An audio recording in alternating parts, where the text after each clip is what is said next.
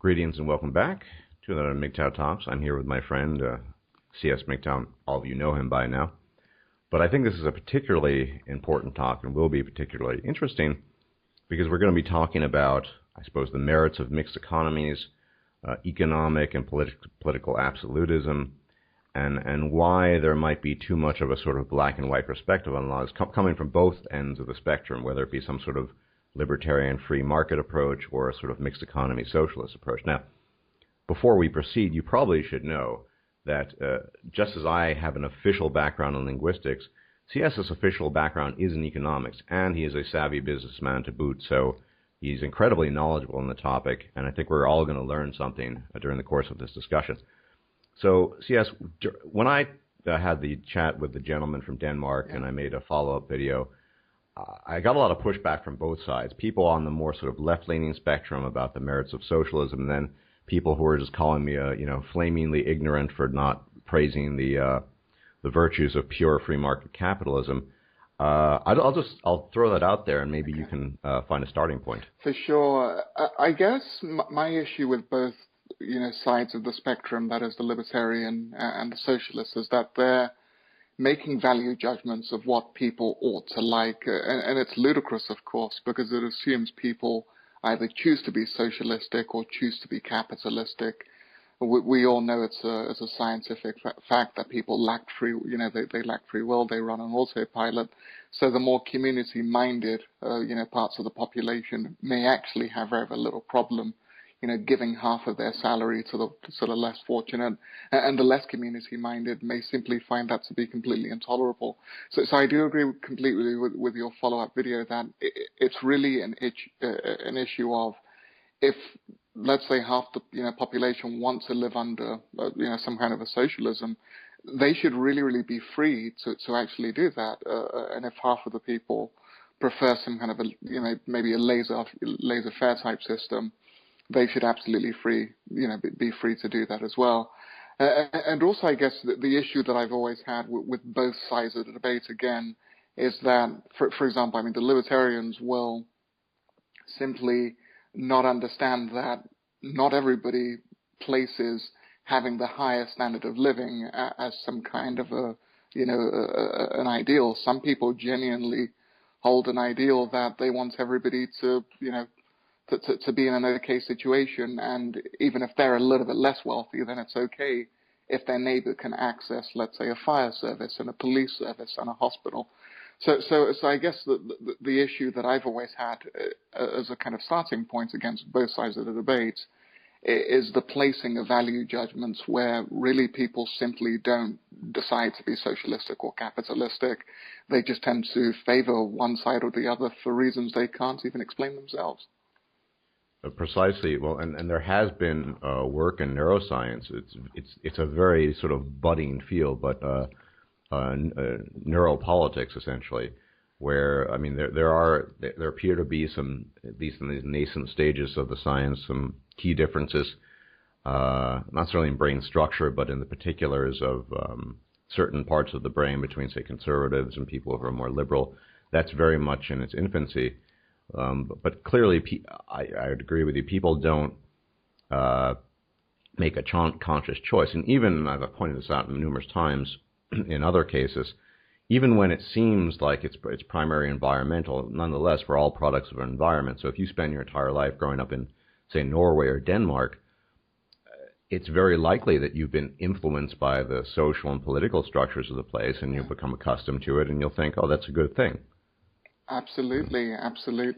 And I guess the libertarians tend to rail, and for all intents and purposes, maybe from the beginning I just say, look, I'm probably very libertarian. I do have some issues with the kind of libertarian theories, particularly the Austrian theory of the business cycle. I don't think it fully explains inflation properly, and I'll go into that a little bit later in our discussion.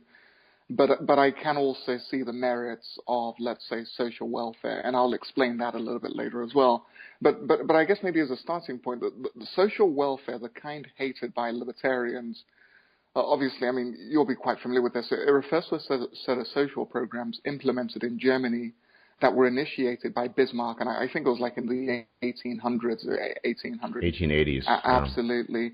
And they were measures to appease the working class and attract support for socialism and the Social Democratic Party. And I guess maybe what I'm driving at is that in a perfectly free market society, what a lot of libertarians don't, of course, want to focus on is the fact that poor people will still exist, either due to misfortune, lack of education, poor decision making sometimes. The poor won't go away. You're going to have that whatever society model we set up. Some people are simply less focused on making money. Some people are less able to make it. In a social welfare society, these individuals may collect the dole. They may be on some kind of a government benefit. In the absence of a social welfare, model, and Bismarck, I think, was completely correct in this, in his assessment, and then the setup of this model. In the absence of that social model, they become potentially armed robbers, highwaymen, gangsters. These people don't quietly go under a fence somewhere to go and die. It doesn't quite work like that. Or, in a more tragic sort of, I actually met a young gentleman last night, a guy through gaming, and he was an English guy. He's just been chronically ill his entire life. He's only about 25, but he has metabolic problems with his spine. He's tried to do, say, just manual labor, but, his health prevents him. So he's been on the dole for, I guess, eternity. Yeah. And I don't think he would go violent or anything but certainly he probably would just wither away and die. Now, there is a position you could take and say, well, that's fine. If people, and I'm not passing judgment one way or another, if people are willing to say there's going to be some percentage of the population that will not have a kind of absolute insurance granted by the government. And so in this case, this guy would just be, would probably be dead in the street instead of, playing video games and getting by on a bare minimal. But I think that's a value judgment that everyone can make one way or another. But one needs to concede that I think you put it really well, that it's a question of risk assessment. Absolutely. That ultimately it's individual peoples coming together and then collectively, I guess, deciding on what level and what degree of risk they want to expose themselves to against the world, essentially. And many people, particularly women, and we can talk about that more, will throw their lot in with not a perfect system, but a kind of insurance policy granted by a larger superstructure, namely the government. And that's understandable, even though I myself and probably you yourself would not favor that. Absolutely, and I think you've hit the nail on the head there. So humans have done away, as a whole, particularly in the West, with the harshest forms of natural selection. As a species, collectively, we've said, look, we don't want to live in a society where, that guy can simply wither away somewhere and starve to death because, he was just born under very, very, unfortunate circumstances, which he had absolutely no control over. And of course, he didn't choose to be born. But now he's here, let's collectively do something. So the kind of brutal natural selection that a pure libertarian society might favor, of course, the libertarians, even the libertarian in me will say, well, individuals may get together and set up, private charities and that kind of thing. But, hey, that's neither here nor there because in many ways, we have the system we live under and people don't, consistently set up private charities. It's Although I don't mean to interject, but one of the arguments you'll often hear from the libertarian side or anarcho-capitalist side, and historically I suppose that was true, particularly in the United States, is that people were more charitable prior to the introduction of the income tax and the growth of government, and that it's almost a certainty that in the absence of government welfare and things like that, there would be people, to take care of, say, this chronically ill guy, right? Yes and no. So I agree with you that most certainly, and that is, I guess, the standard libertarian argument, and I can see where a lot of the libertarians come from when they make that argument that people were far more charitable before the introduction of social welfare. However, it's important to also look at the overall society we had before the introduction of social welfare. Religion factored played a huge role in it. We lived in very, very small communities versus today. We certainly didn't have these mega cities of 10, 15 million persons where it's very, very, impersonal. So when you have a small, society or a small community of maybe a couple of thousand people and you happen to know everyone, if you fall on hard times, I certainly don't doubt that people are charitable. But would we care to extend, such charity to neighbors we've never interacted with? People across the country. Absolutely. I mean, this guy's in Birmingham. Is some guy in Glasgow going to really think, well, I got to help this guy out? Absolutely. And maybe you have a city of, 30 million people or something. People tend to be less charitable as you move further away from them. And of course, we have a preference for those who are around us because in a small kind of community. We interact with them. Absolutely. Yeah. And our survival may one day depend on their generosity. I mean, you could argue even 100 years ago, when living standards were not nearly as high, say in the United States, particularly in places, that weren't quite as urban as, say, the Northeast, there was probably a near necessity to come together and, if need be, help people who just couldn't help themselves. Absolutely. Because that was reflective of the community spirit, and the community spirit needed to remain intact in order to persevere and continue through hardship. Absolutely. It was a survival advantage. So charity at that point was a survival advantage.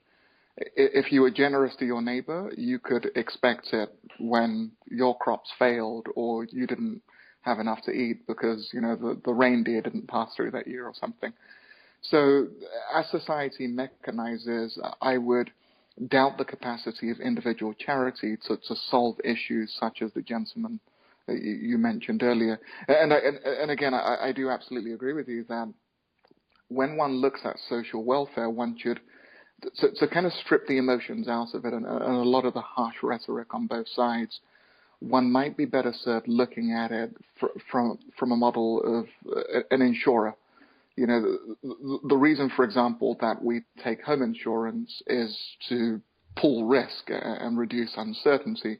And the welfare state works, for all intents and purposes, to the same extent. There are some limitations, that an insurer would logically have to have, which the welfare state, of course, doesn't seem to have fully comprehended, or at least in its current form. In that, of course, there must be more net payers than receivers. The current welfare state seems to have completely forgotten that most basic concept. To get into that in more detail later. Absolutely. It's very topical, especially with Europe being on the map right now. Absolutely. And secondly, of course, the risk to the insurer or the state within the context of welfare must be, actually insurable. So, you have a home here and I'm going to insure it against fire damage, and that's a specific insurable risk. Within the welfare state, the welfare state is now insuring things that are actually uninsurable, and I'm sure we're going to get into that a little bit later. And of course, thirdly, the premiums, or in the case of the welfare state, taxes, must rise in line with the uncertainty insured against. So if, for example, we're insuring people against, let's say, heart attacks, and the cost of preventing or treating heart attacks goes up, then taxes must rise. And again, that's another thing which an insurer would, of course, have in their business model, which the welfare state has conveniently forgotten. So people seem to be in this kind of weird thing where they want increased benefits, but they don't want tax rises. And I see that within both kind of camps. So within the people who favor a mixed economy and within individuals who favor far more of a kind of government intervention and almost full-on socialism, they want the benefits without actually having to pay for it, which is completely illogical. Yeah. One thing I noticed in this whole debate, and I've noticed this for years, to be honest, is that on the one hand, say left-leaning people of the more socialist bent, they say, well, why don't you just, if you don't like it here, why don't you just leave? And I think the problem they don't realize is that, why should we, who might favor a more limited government or less government, move to a fucking forest somewhere with a much lower standard of living just to prove a point? Absolutely. I think you made in private chat, you made the point. I mean, if you have some sort of mafia guy who's demanding 5 to 10% of your income in order to quote unquote provide protection, and you can live a reasonably good life, assuming you give him the that money, so he leaves you alone. And what are you going to choose? You're going to defy him and get your legs broken, or perhaps even die. I mean, but this is their idea. Absolutely. Is that I've been called a hypocrite because I pay monthly health insurance. Well, if I don't, I'll go to jail. I mean, I just would prefer not to go to jail. I'd rather tolerate something that I think is a bit weird and distasteful than go to jail, because that's even more distasteful. Okay. And you talked about, and I've seen this too, this on the libertarian side or the other side of the equation, when someone has, and this has actually happened in the United States, kind of like a Western-style showdown with the Internal Revenue Service, guns blazing, literally goes out and guns blazing, that this is, the guy is usually martyred and seen as some great hero. Maybe you could talk a little bit about both of those things. Absolutely. And again, I agree with you, and I see the utter ridiculousness of both extreme sides of the argument, that the kind of more extreme socialists will say, well, if you believe taxation is theft, essentially go and live under the seabed where you're not going to be taxed, or in some distant forest somewhere. And again, the analogy that I always use is, if there's a local, mafioso, and he's, knocks on my door and says, look, I want X, and I realize, look, I'm just going to give it to this guy, because quite simply, I don't want conflict. I want a simple life. You can have it as long as the guy leaves me alone. Yes, absolutely, the man is robbing me. But by living in this civilization, I agree to a certain level of robbery, so that one day, if I fall on hard times, somebody may, but part of the kind of general pool may be used to support me, maybe if I, have a broken leg or whatever. And also because I want, like yourself, to enjoy the benefits of civilization. Because I disagree with a lot of the things they do, doesn't mean I want to immediately go and eke out some godforsaken existence somewhere in a wilderness. So I do find that particular argument of the socialists to be particularly egregious. And of course, on the flip side of things, the libertarians, and I've seen this in a number of cases. I mean, for example, you have individuals like, let's say, Wesley Snipes, who then became a hero when he did jail time for saying, look, taxation is theft, and I'm not going to pay the IRS. And of course, he's ignoring the fact that the IRS have agents. They're legally, empowered to wield weapons and to confiscate documents and to take individuals to jail.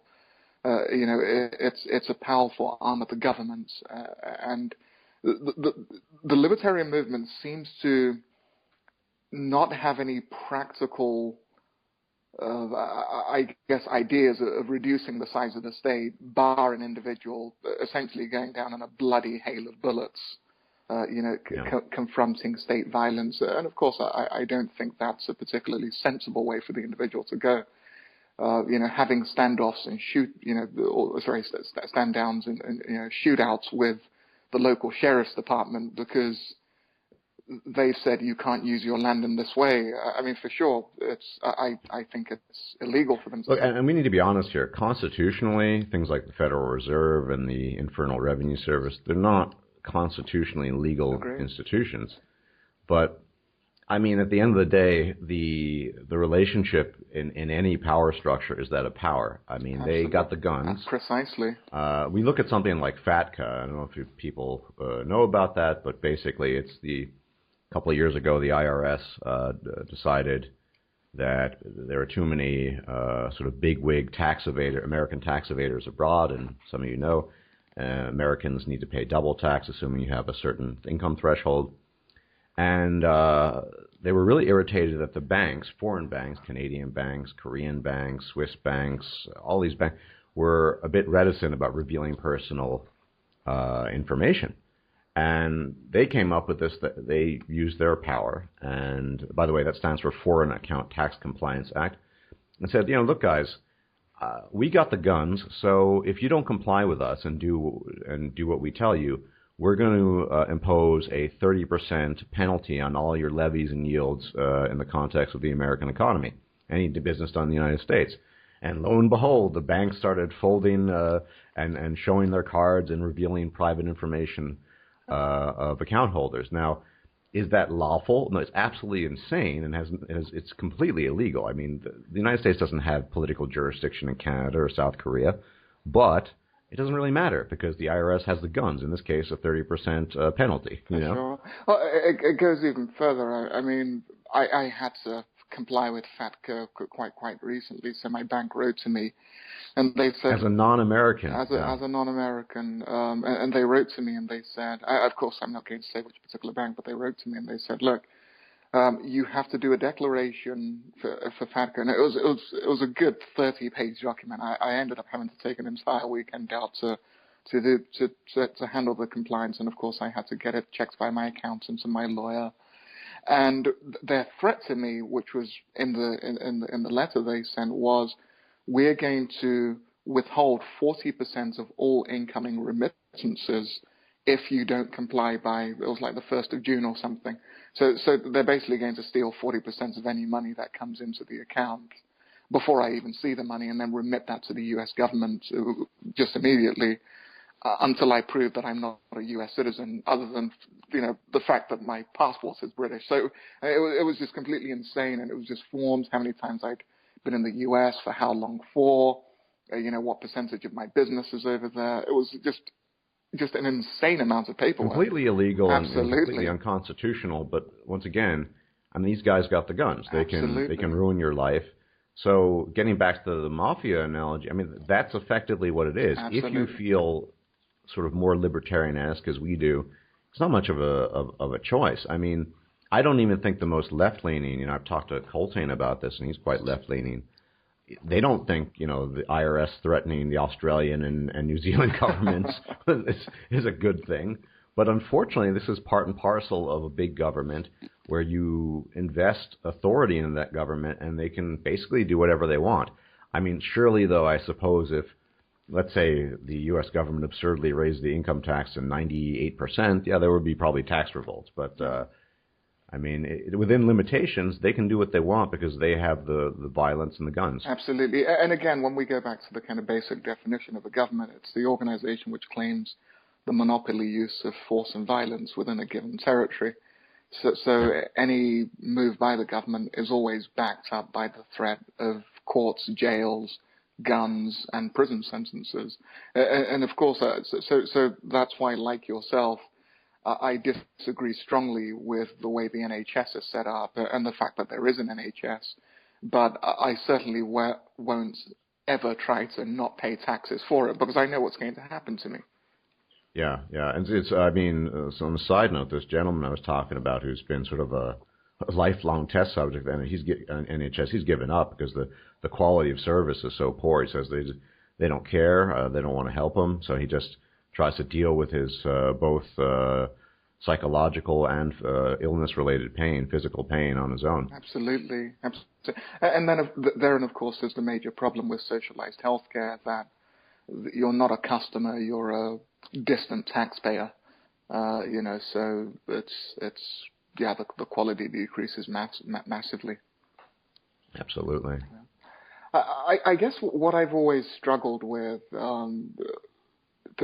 as a libertarian is the issue of social welfare. Like yourself, I can see that certain individuals, it's a lifesaver for them.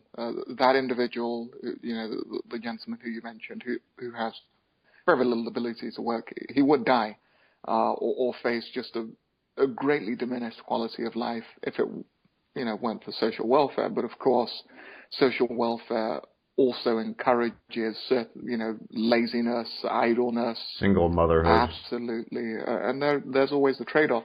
One of the things that I learned early on when I got into the libertarian movements and the kind of anarcho-capitalist or Austrian tradition was the idea that it's uniformly bad. So welfare or some kind of a basic universal income is uniformly bad. And then I came across a study in 2014, and I know we've discussed this privately, where 3 kind of unconditional basic income schemes in India were funded by UNICEF.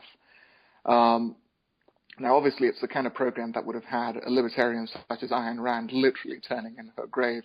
And contrary to what libertarian theory predicted, the basic income model actually created more economic activity and work.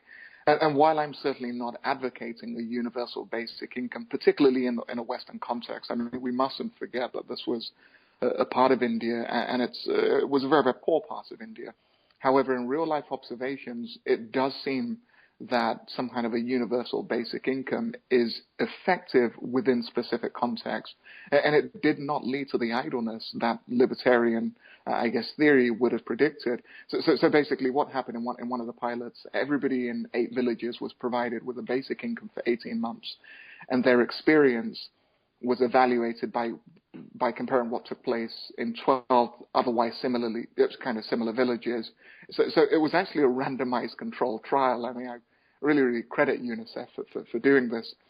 And what they noticed is that there were immediate improvements in child nutrition, child and adult health, school attendance, performance, sanitation, economic activity, earned income, the socioeconomic status of the elderly and the disabled.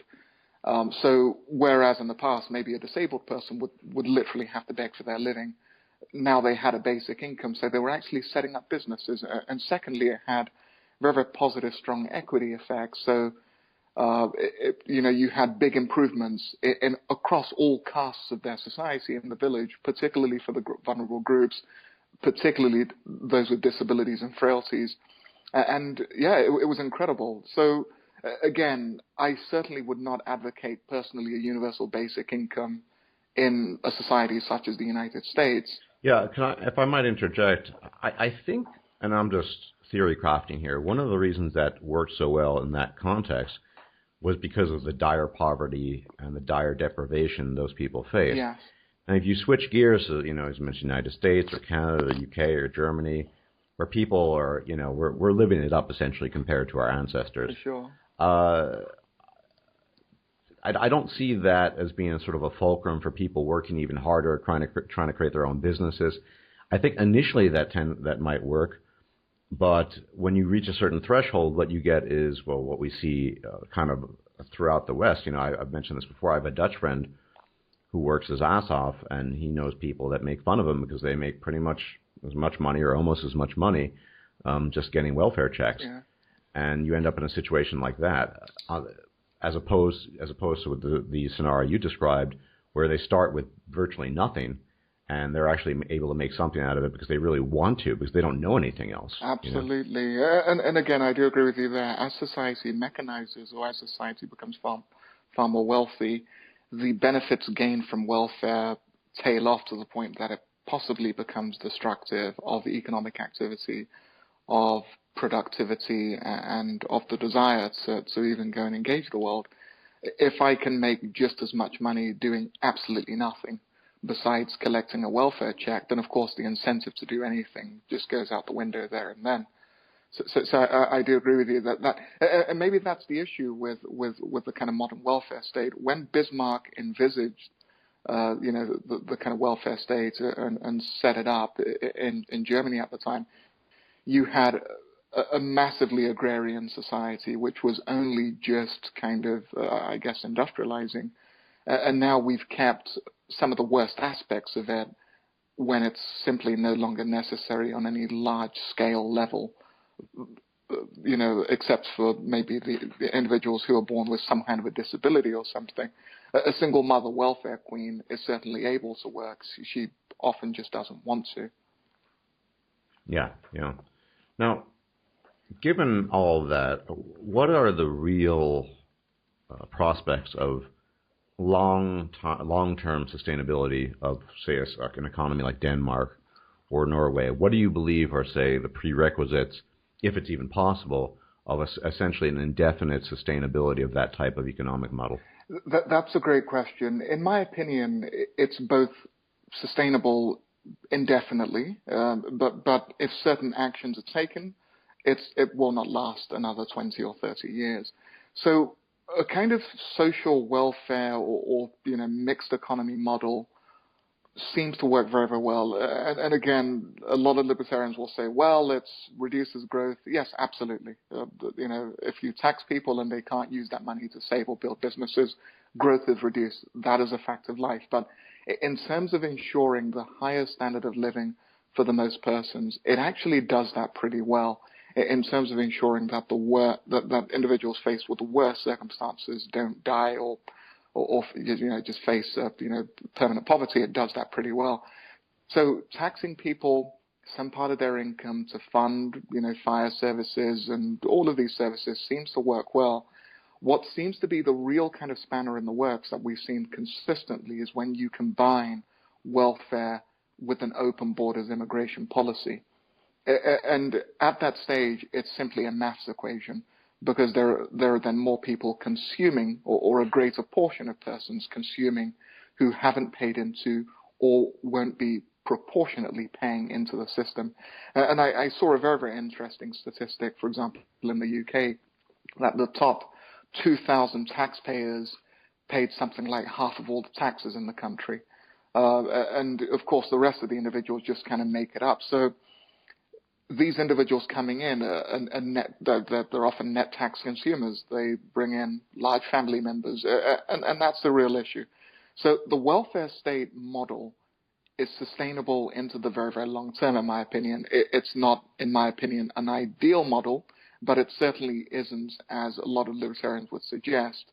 It doesn't contain within it the seeds of its own destruction, unless you also then combine it with open immigration, policies where people can come in who don't speak the language, who then take disproportionate amounts of healthcare. And I'll give an example in the UK where I live. I have a couple of friends who work as NHS doctors, and with certain immigrants come into the country, they don't speak any English, so now the doctor spends 3 times as much time trying to explain to this patient what they need to do in terms of medication. They don't even understand the patient's ailment. A translator has to be hired at £200 an hour. I used to actually know a woman who worked as an interpreter for several, I think, Spanish and Romanian, several languages, just for that purpose of working in the NHS and doing this sort of thing. And it massively increased costs, massively so, that costs that are borne by the rest of the taxpayers. So it seems to be, again, that the kind of social welfare model combined with open borders, that's the lethal injection in the arm of the social state, really. Yeah, and it seems then in that context that Australia is, in this regard, is doing rather well, because they have a very restrictive immigration policy, but it's a fairly socialized system, socialized medicine, public education, all of that stuff, but they don't let anyone in. Absolutely. Yes, absolutely. And again, when I guess another issue, which is a huge one within the kind of social state, is when even citizens just go on a mad, I guess an arms race just to vote themselves more and more free stuff. So, for example, in the U.S., after intense lobbying, we've had the Obama forgive student loan debts of 400,000 persons. And of course, now there's even more lobbying to expand that to all students, period. How that's going to be paid for is absolutely beyond me. And what it says to these individuals about their ability to take on a debt and then use the machinery of the ballot box to then discharge that debt, it doesn't bode well for risk-taking behavior in the future, most certainly.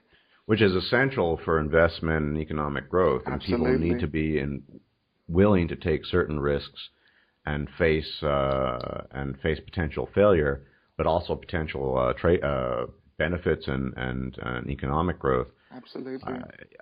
It seems to me that, particularly in the United States, but in general, is that we're kind of moving, and I'm not saying this as someone who's libertarian leaning, just as sort of, I'm trying to be neutral here, but we're leaning more towards the tipping point of the efficacy and essentially the functionality of the social welfare state, which is to say all the things that we've talked about, saying as essentially as sort of conditional clauses. Well, it can work if this is fulfilled. If there are more people paying into it than taking out of it. If there are no open border policies regarding immigration and all these things, much of this has already been violated, and of course it's been brutally subject to the sort of internal abuses. I remember reading in, I think, a British newspaper when I was living in London, some story about a mother essentially bragging, single mother with 4 children, that she was taking in something like 4K quid a month and buying Christmas presents off the taxpayer's dime or pound, as it were. And I think we're at that point now where that system is starting to crumble, at least in certain countries like the UK and the United States and increasingly France and Germany and Sweden, and that we might actually see a kind of a slight reversal, one would hope at least, towards a more middle ground position, if only because that's more sustainable than just the mass welfareization of everything. For sure, for sure. I think in the U.S., as of 2014, there were 46 million persons, that's individuals who were recipients of food stamps. And of course, food stamps, I guess they range on average of, $123, per person every single month. And that's just one of a myriad of state benefits, from housing. And I think now, I read a really, really interesting study a couple of days ago that the U.S. economy now benefits, I think, something like 72 cents for every new dollar created and spent on social welfare. So it's the impact of continued spending is just decreasing massively, and that therein is the issue, that the welfare net started out to help a very, very specific type of individual who fell into a very, very specific life circumstance. I think just 2 people, basically, people who were working and fallen in hard times. Absolutely. And the people that just, due to just the shittiness of life, just couldn't help themselves, like this guy I was talking about. Absolutely. Not really anyone else. And war widows in the United States. Yeah. Absolutely. Yeah. And then they expanded the net to all women. And of course, that's completely ludicrous. So again, welfare can work, or the kind of social welfare model can work. It certainly needs to be limited, and combining it with an open borders policy is suicidal. That's I guess. Or like. But I think that's the funny thing, because most of the socialist-leaning people tend to also favor open borders and not limiting immigration. They think that, I guess, that the social welfare state runs on some sort of magical property. You can just, funnel in millions of people, particularly from the third world, who don't speak the language, would take years to learn the language, have no applicable skills, and somehow, some way, it'll work out. But as we pointed out numerous times, you can get that it can work, but you can't have all these people, particularly from third world countries, just flooding in, not contributing, not paying into the system. Certainly, and I think the particular idea that we can have completely open borders has possibly gathered a lot of wind, and particularly since the recession, because a lot of the, I guess, basic tenets of maybe the Austrian school, or even maybe even the Freeman, kind of school of quantitative, what happens when we implement quantitative easing, which is, I guess, just another term for money printing. So the Austrian theory would have predicted absolute quantitative easing, but particularly on the level we've seen. Absolutely incredible. Trillions, literally trillions printed, would lead to hyperinflation. This has unfortunately been completely inaccurate. In fact, based on the government's own numbers, and whether you want to trust the government's another thing, but based on the government's own numbers, we're entering a period of deflation. So not only do we not have inflation, but actually we're seeing a contraction in particular parts of the money supply.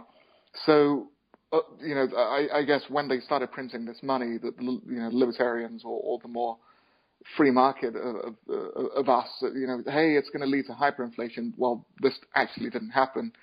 So Dude, now, man, I've been waiting since the early 2000s for these libertarian Austrian predictions to come true. But I mean, to be fair, people like Mises and the others, a lot of these theories were based on observations they had made of economic occurrences during the early 20th century, such as in Germany precisely. and elsewhere. And it might be. I mean, these days when we talk about printing money, to the best of my knowledge, we're talking about punching in zeros on a computer more than anything. It's not really putting money on a printing press necessarily, and as it used to be, I guess. Absolutely, absolutely, and I do agree with you. Their observations carried a lot of weight when inflating the money supply literally meant getting ink, getting paper, printing the stuff, and putting it out through the central banks. And of course, you have then massive amounts of money chasing the same scarce goods and commodities, and then of course they bid up the prices. So not only do you get the price increase, but of course the kind of more politically connected get the money first, so they're able to buy things at a cheaper price. Then by the time let's say you and I have been paid, the price is already bid up, so then it's a massive wealth transfer as well. But that seemed to hold, at least it completely held for around that time, the start of the 20th century. Nowadays, the money supply is a very, very different beast. The parts of the money supply, M1, MO, you can have massive amounts of quantitative easing without this money ever actually showing up in the hands of you or I.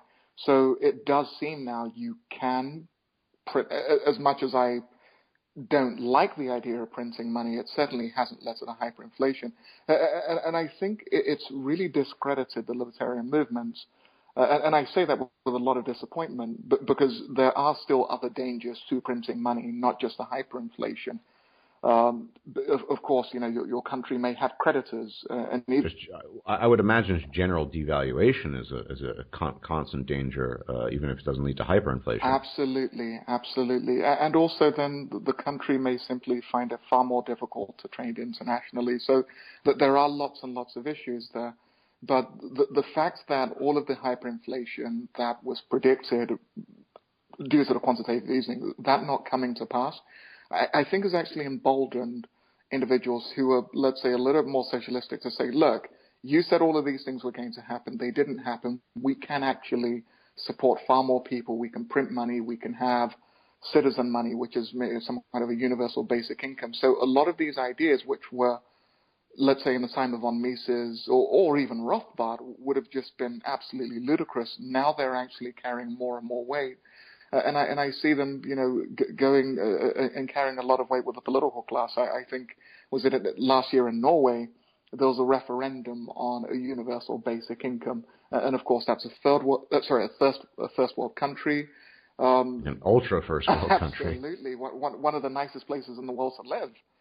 Yeah, I play a game with a whole bunch of Norwegians, and I mean, they just sound like they're living the good life. Absolutely. For all intents and purposes, it's an absolutely wonderful society. But again, let's look at the social system they've set up. They have a huge social welfare. They pay most of their income in taxes. So again, these people seem content with this. And that's possibly where you or I won't make a value judgment to say, look, if you guys are living what seems to be a pretty content life over there, absolutely go for it. You're paying a lot of your taxes, a lot of your income in taxes, and that seems to work for you. Hey, good for you. I'm not going to place a value judgment to say, look, taxation is theft, which I do believe it is. But if you're happy with that theft and the theft seems to give you all of these goodies collectively, you go for it. So they're now looking at a universal basic income, and it could actually be one of the first Western countries where this is passed and it becomes a law. So every single citizen gets a certain amount of money every single month, and it will certainly be an interesting experiment to see how. I mean, but there's certain demographic elements. I mean, Norway has been relatively restrictive on immigration, and they're not officially part of the EU, although they are part of Schengen. Yeah.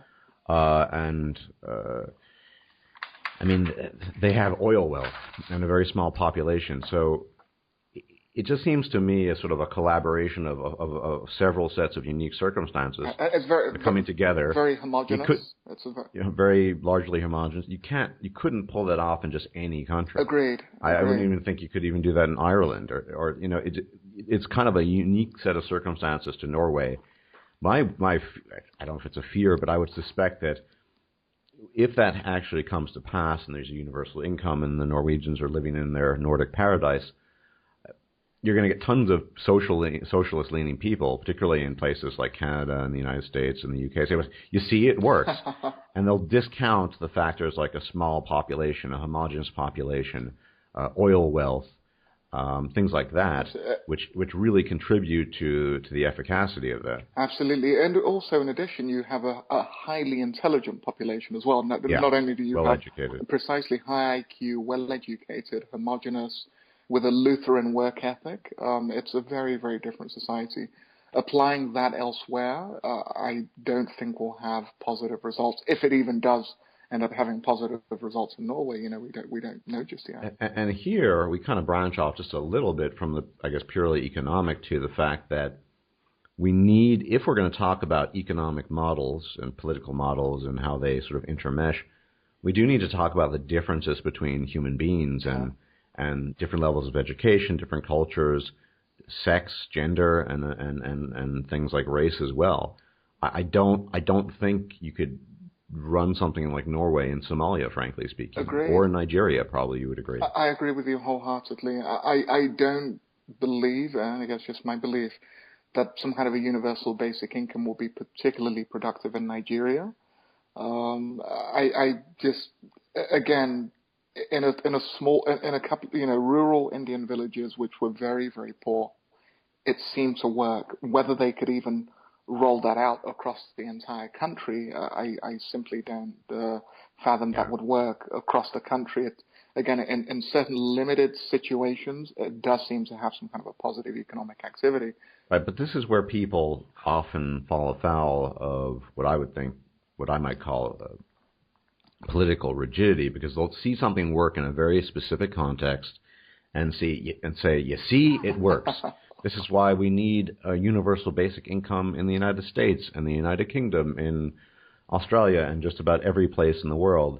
And if Norway does it and they're successful and their economy doesn't collapse, which is entirely possible, everyone's going to say, you see? But these people just don't take into account certain things like demographic facts, unique oil wealth, and all these other things. Never mind, and of course it's because they're so wealthy. You're literally paying 30 euros for a case of beer in Norway in some cases. Absolutely, things are frighteningly expensive. I've been there once. I would love to go back to Norway, because I've always been fond of the Nordic countries. But I would have to save for 10 years to go there and take a trip for a week or two. Absolutely, it's insane. For sure. And therein is it's the trade-off. Do you want a society where things are cheaper, or where the government taxes everything and provides you everything? And I guess the Norwegians as a group, there may be individuals, and I'm sure there are, who don't want to live under such a system. But the Norwegians as a group have decided, hey, that's what we want to live under. Hey, good luck to them. Personally, I wouldn't prefer to live there, just because taxes are just so outrageously high, and I would end up just paying most of my income in taxes. So for me, it wouldn't be a positive place to live. I would end up having to subsidize, a lot of universal basic incomes, and that just doesn't work for me personally. Yeah, same. Obviously, I too would prefer, I've said this before, a place with a very, very low income tax and availability of private services that you can choose from. That is what because I've noticed even the problems in public health service, which are I would say still better in Germany than, say, the UK, where it's a disaster. Overall, it's been pretty decent. But I know friends that are privately insured, and the amount of attention and detail they get compared to me is frightening. So for sure. I was just going to say, an example is, for example, when I underwent therapy for my colorectal cancer years ago.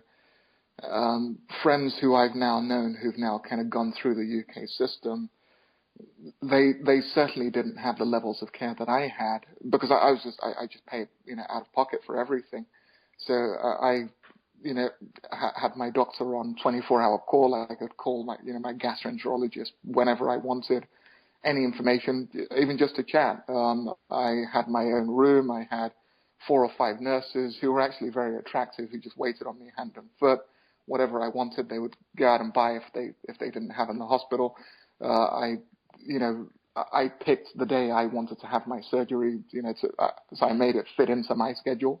And so I can't do Monday, so I'll come on that day. And I picked the day. I decided how long I stayed in the hospital. So, the day, if they said, well, we're thinking of discharging you tomorrow if I didn't feel quite okay, I'll stay there. It's on my dime. It's my money, so they're more than happy to have me there. Friends who've, let's say, been through the NHS certainly haven't had that level of experience. We can only fit you in on this day, that their surgery's months into the future. And of course, the tumor may have metastasized by that point. Yeah. My understanding is if you get cancer in the UK, Thunderfoot put out a video about this, it's essentially a death sentence. Unless Absolutely. you have enough wealth to leave the country and head to the Mayo Clinic in Minnesota or Absolutely. Or some other country or Germany or someplace. Absolutely. You're kind of screwed. Absolutely. And I'm sure we've discussed this privately, but a friend of mine was diagnosed with colorectal cancer last year. And the first thing he did was to give me a call to say, look, where should he go? And he meant out of the country. And I gave him the names of a couple of clinics.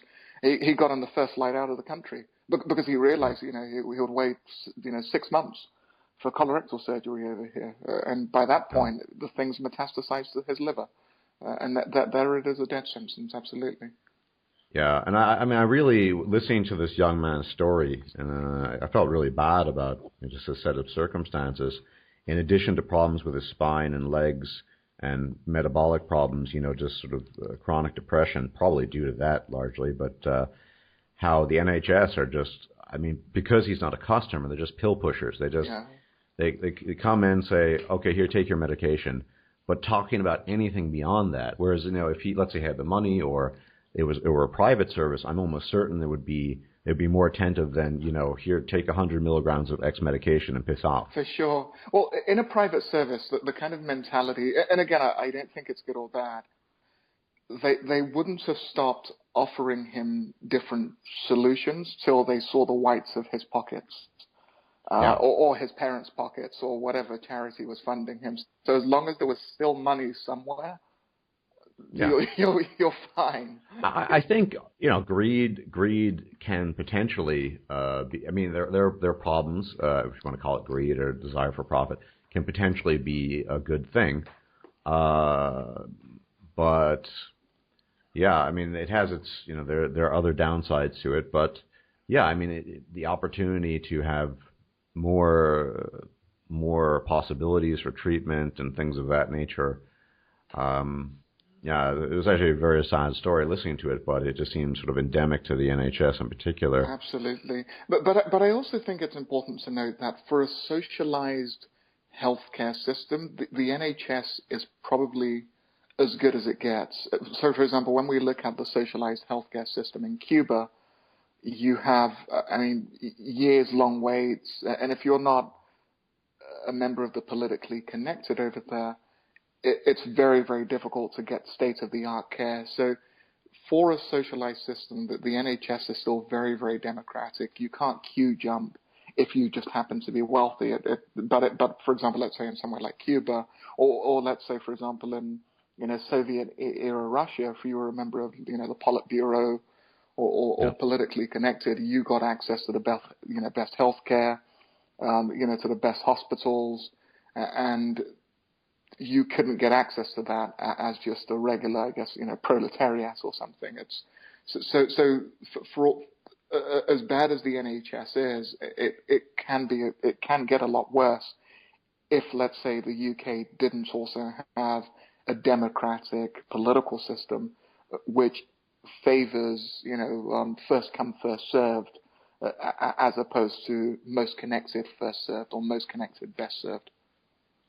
Yeah, I would imagine, not being an expert on the history of the NHS, that at some point in time the services provided were actually pretty decent. Oh yes, absolutely. And effectively, what's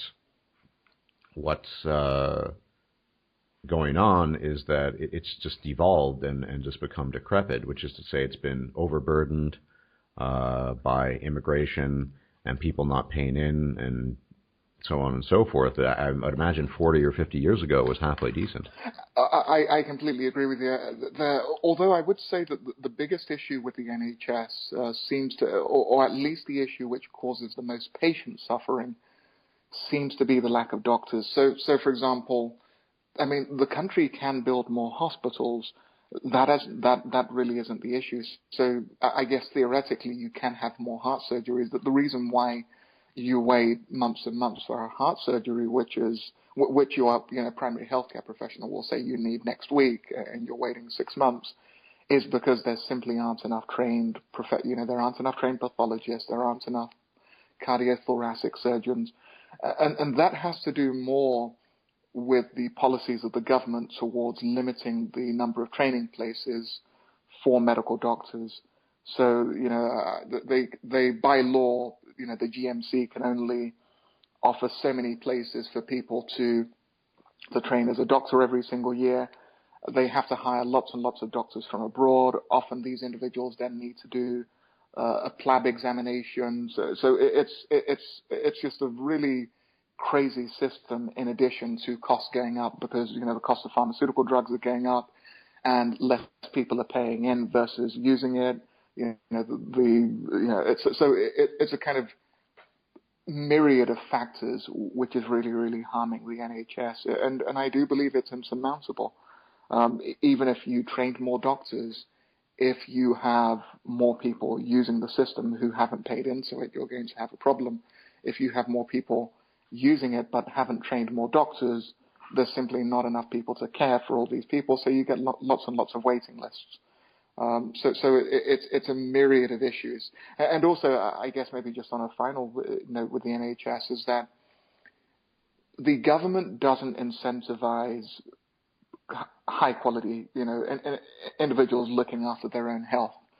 So there's no tax rebates or some sort for you going to the gym and eating a healthy diet. I'm not even suggesting they should, but there's no incentive for an individual to actually live any form of healthy life. And this means, of course, a lot of individuals live in a way which isn't conducive to high quality health. And then they'll get heart disease, or they'll smoke, 2 packets a day and then get lung cancer or, emphysema. And then it's a chronic long-term illness costing 20,000, 30,000 a year to manage. Yeah. I mean, based on my observations, the way it goes, I mean, your average Joe is just someone who does his thing, goes to work, eats whatever he wants, chugs along until there's some major episode. Maybe he'll deal with it. Maybe he won't. Maybe he'll die. That's generally how it goes, rather than people being self-aware and trying to make positive changes with dietary, exercise, usually. It just doesn't happen that way. Absolutely. I met up with some friends yesterday, and I told them I've just, this week I fasted 3 times. I had 3 separate 24-hour fasts. Nice. And they said, why are you doing this? Well, because of my health. I want to live a good quality of life. But again, I'm not suggesting the government ought to force people to fast. Yeah. I don't think that's going to work. But of course, you and I are incentivized possibly because we're a little bit more kind of libertarian in our outlook, and we have that mistrust of the NHS. Well, it's not just that. I mean, if we're going to be specific, it's so well documented now that caloric restriction and fasting promotes longevity and good health. Myself, I mean, I don't want to go too much into it, but what I've been running for a little while now is just eating every other day, pretty much. Still relatively low carb, not particularly ketogenic. I'll eat berries and fruit, but I'll go a whole day plus, like 30 hours plus without eating in between. And, I seem to run pretty well on that. Right. But do you find autophagy peaks at 24 hours? Or because I've seen conflicting. Okay, we're kind of drifting. I don't want to spend too much sure. time on autophagy. I'm happy. I do, guys, for your information, I do have a talk plan. I don't know when it's going to get done because so many things have come in between. with a friend of mine, Adam Jensen. We had him before. He's actually a geneticist who specializes in aging, and there are just a whole host of topics to cover there. And autophagy, literally the self-eating of cells, particularly white blood cells, is one of those. But I'd prefer to save that for a different talk. For sure. I'm looking forward to that discussion. Yeah, I hope it gets done rather soonish than later. For sure. But yeah, I mean, I think that's part of it. But given, I mean, we've talked about all the requirements for a certain model, but given the fact that Europe is very much not fulfilling those requirements, is very much not limiting immigration, and it still more or less has this open doors policy, and at the very least they might make a decision, but it might take too long to actually be effective. I think it's safe to say that the European political economy is screwed long term. Oh, absolutely. I don't foresee a future where Europe and most European countries do not face bankruptcy. And again, I don't think it's going to happen, just in my opinion, in the kind of classical libertarian sense of, riots in the streets, but certainly defaults, on government debts, the inability for the government, both local and national, to refinance that particular debt, and that then trickling down into the rest of the economy. So, inability for private citizens to acquire debts. It will have very severe ramifications. I just don't believe it's going to be the kind of blood on the streets, barricading people, persons into their homes kind of model that libertarians not only seem to suggest, but also gleefully look forward to. It seems to be the kind of doomsday scenario type thing. I have a few friends that are. I sometimes think that they're looking forward to such a collapse so as to prove themselves right about their theories. Absolutely. You see, Absolutely. But I think we're going to see the rise of left-wing nationalism, as I call it, as opposed to far right. It's kind of a weird term that people use. Basically people who are nationalists, political nationalists, maybe even ethnic nationalists. There's a distinction there. I'm not going to talk about it now, though. Who favor essentially the socialized system, but only for people of their own ethnicity or their own nationality, and they're going to clamp down on the borders. I think that's whether that's good or bad. I mean, certainly if you want to maintain the political economic stability of Europe, it probably is a good thing. Yeah. I'm not passing judgment here, but I think that's ultimately what's going to happen. The numbers of people who are going to favor that will be overwhelming when the economic stability and when essentially the leisure time and just the good life everyone's been enjoying comes to an end. They're very quickly going to change their tune from let's embrace the entire world, so let's shore up the borders and keep our welfare for ourselves, even if they're quote unquote left and generous. Agreed. And again, just on a purely practical level, that actually might work. There aren't lots and lots of new people, benefiting from welfare who then aren't paying into it. The society's then going to be highly homogeneous, and that actually may work. The current system certainly won't. What do you think about the idea of paying these people to leave? I know, for example, Israel does this. They pay people from various African countries to leave Israel. What do you think about places like the UK and Germany and the Netherlands, basically European countries, paying foreigners to leave? That's a great question. If somebody is in the country illegally, they shouldn't be paid, but that's incentivizing the worst form of pay. Well, obviously, yes, for sure. But let's say that they're they're nominally not even citizens; they're sort of just legally there, but they've been hanging out and taking welfare checks the whole time, not really contributing, not really part of the community. They don't really speak the language particularly well.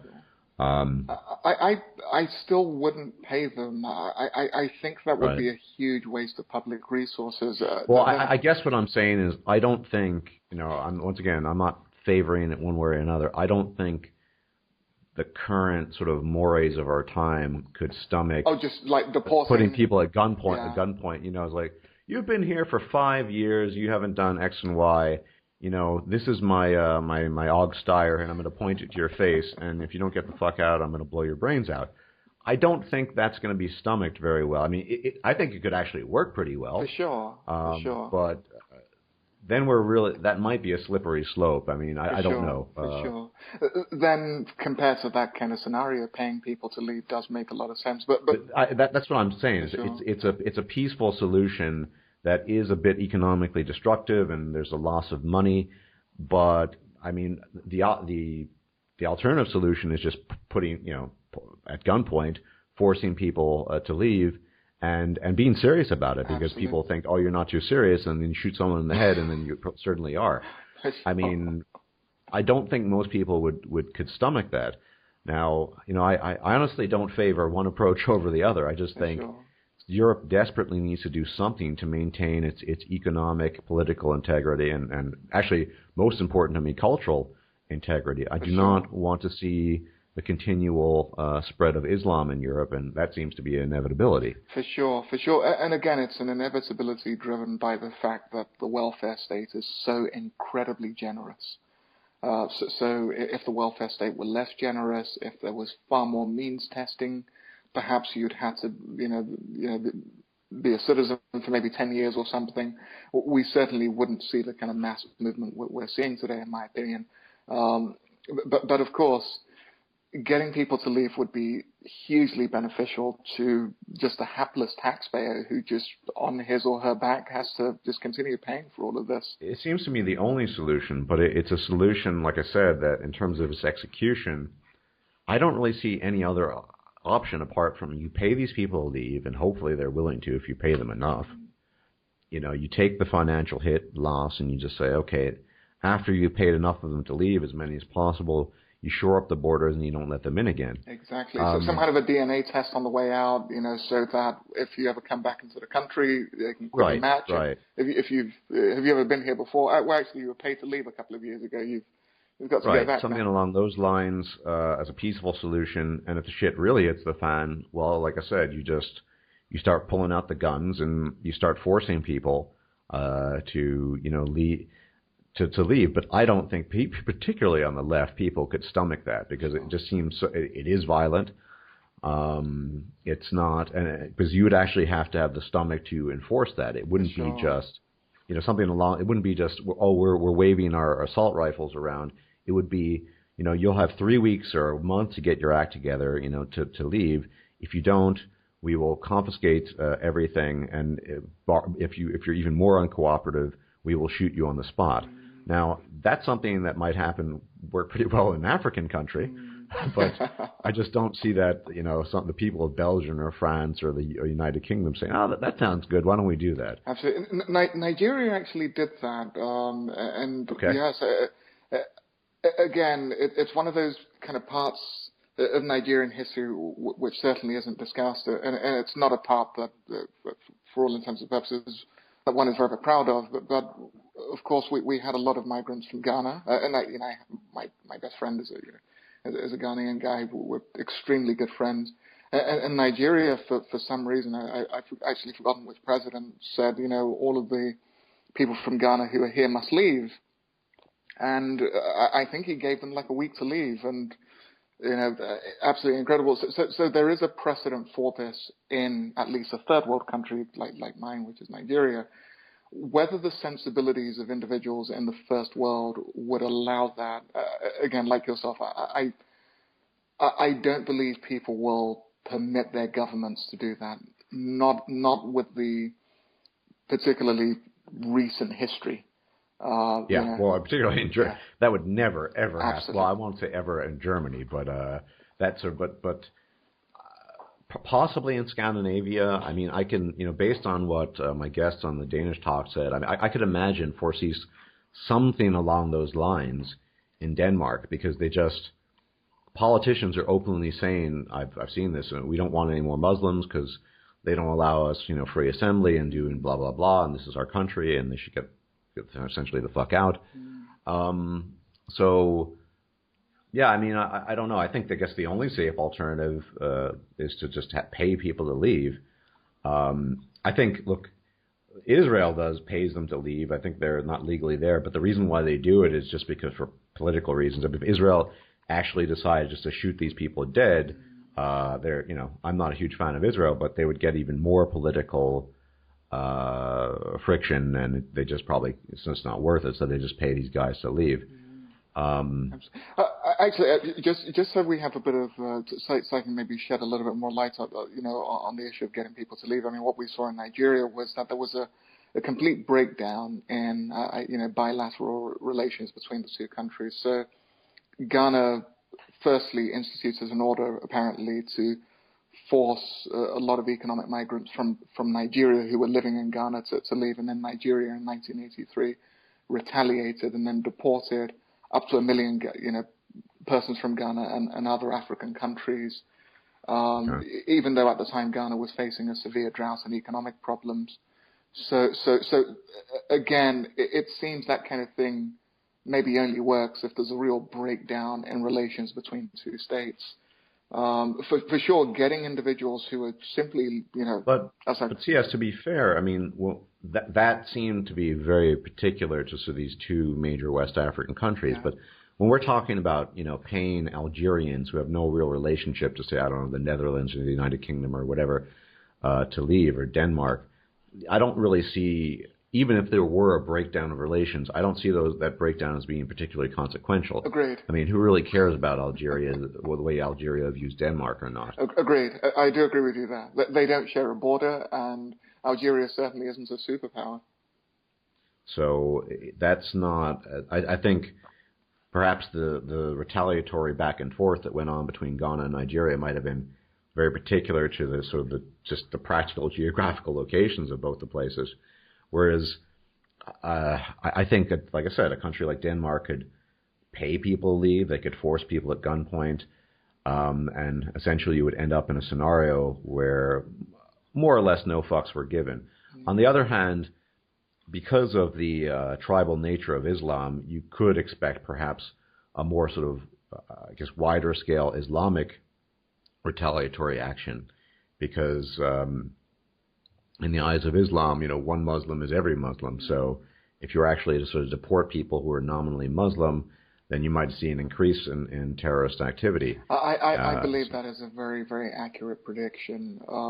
And again, I don't believe there is a plan to deport anyone. I've certainly heard nothing. No.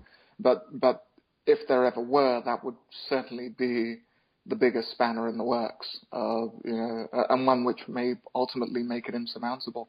I mean, from the experience of, let's say, dealing with foreign persons within a country, we can look at, let's say, the face of the Japanese in America during the Second World War, and we had very, very limited numbers of individuals, and the government put them in internment camps, and of course it's an issue of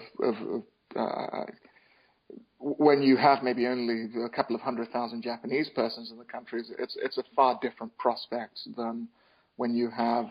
And it was a time of war. Absolutely. And World War II, Absolutely. And the United States was at war with Japan. Absolutely. Certainly in this current context, the current climate, even if there were some reason to do so, good reason to imprison Japanese Americans, I just don't see that happening. For sure. People just would not stomach that at all. Absolutely. The only workable solution that I really see is quite simply means testing welfare, even for individuals who are already on it. So, I mean, there's been talk in the UK, thankfully, of means testing individuals who have council accommodations. So, for example, so the kind of current system in the UK is that if you've received a council accommodation, let's say 20 years ago, not only do you have a right to buy it at a 65% of the market rate, so it's a huge discount, but that council, once you become a secure tenant, you're a council tenant for life. You for all intents and purposes, own that home. And what they're now saying is, hey, hold on, lots and lots of individuals have this home and their economic situation has changed massively from the time they qualified for this accommodation. So what ought to happen is another means testing. So, for example, if you got a council accommodation when you were a 20-year-old kid or something, and now you have, a job that pays you enough that you can rent something on the free market, then you should lose that council home. So means testing things in this way will certainly help massively, at least with the allocation of existing tax monies. And then forcing individuals who are able to work and just saying, look, you need to go and get a job or we're going to cut off your benefits. Under the current system, they have to essentially go and look for job seekers allowance. So they get it's an allowance while you're looking for work. The system isn't perfect. Some individuals genuinely can't find work. Some individuals who I've known just kind of play the system, so they'll pretend they're looking for work and they'll just claim job seekers allowance for years. So if they kind of reform the system, a lot of these individuals, who are from parts of the world that frankly just have no connection whatsoever to the UK and don't want to learn the language and are only here because of the welfare, that they'll simply leave, without the necessity of the threat of violence and internment camps. They'll leave when the welfare goes, as we saw with the recent experience in Scandinavia, where they kind of shut the welfare off for the kind of latest Denmark, groups. Absolutely. And they left almost overnight. Yeah. I think it was in some broken English, something like not enough gifts or something along those lines. So not enough salary. Yeah, not enough salary. Right. Something needs to give and something needs to be done, I suppose. And there are a few options. It's just the options I mentioned seem fairly extreme, and I don't think that would happen.